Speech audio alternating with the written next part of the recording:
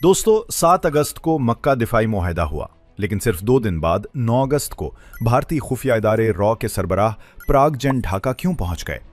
और दुनिया जानती है कि किसी भी खुफिया एजेंसी के चीफ का दौरा कभी मामूल नहीं होता, और मक्का मुआहदे के ठीक 2 दिन बाद का ये दौरा खास तौर पर नहीं।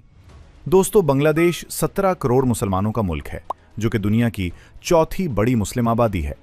बांग्लादेशी फौज सऊदी अरब के साथ अमन फौज में हिस्सा देती है।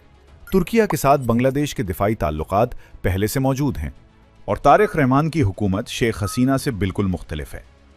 वो भारत के करीबी दोस्त नहीं हैं। अब जरा सोचें, अगर बांग्लादेश मक्का मुआहदे में शामिल हो जाए तो ये इत्तेहाद जनूबी एशिया, मशरक वस्ता और मुस्लिम दुनिया तीनों का सबसे बड़ा सिक्योरिटी फ्रेमवर्क बन जाएगा, और भारत एक तरफ रह जाएगा।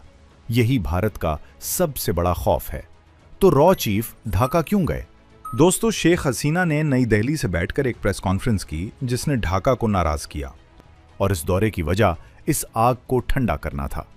दूसरी चीज है बांग्लादेश को मक्का मुआहदे से दूर रखना, और तीसरी चीज एक मुतबादिल पेशकश करना। और वो मुतबादिल क्या होगा?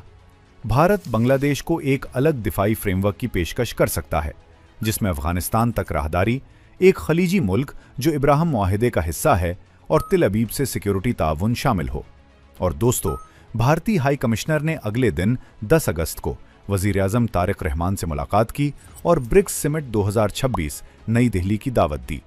यानी एक तरफ रा की खुफिया मुलाकात, दूसरी तरफ हाई कमिश्नर की सरकारी मुलाकात, दोनों एक ही हफ्ते में। तो दोस्तों, मक्का दिफाई मुआहदे को और भी ममालिक शमूलियत इख्तियार करेंगे। बांग्लादेश इन ममालिक में एक हो सकता है, और इसीलिए रॉ चीफ ढाका गए, क्योंकि अगर बांग्लादेश मक्का मुआहदे में आया तो भारत की ये ख्वाहिश कि वो जनूबी एशिया का मरकज है, हमेशा के लिए खत्म हो जाएगी।